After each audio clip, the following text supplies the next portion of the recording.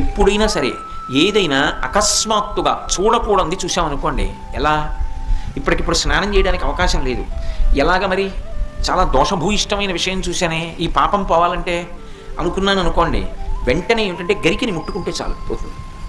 తీవ్రమైనటువంటి పీడకలు వచ్చిందనుకోండి, ఆ పీడకల పరిహారం అవ్వాలనుకోండి ఏ అభిషేకమో చేయించుకోవాలి.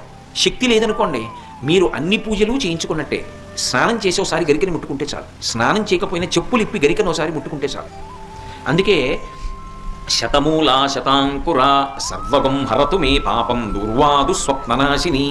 ఓ శతమూలా శతాంకురా, నువ్వు అనేకమైన వేర్లతో ముందుకెడుతుంటావు, అటువంటి అంకురా నిన్ను ముట్టుకుంటున్నాను. దీనివల్ల ఏమవుతోంది? సర్వగం హరతు మే పాపం, నా పాపములన్నీ పోతున్నాయి. దుస్వప్ననాశిని, దుస్వప్నములు పీడకల యొక్క ఫలితము పోతోంది.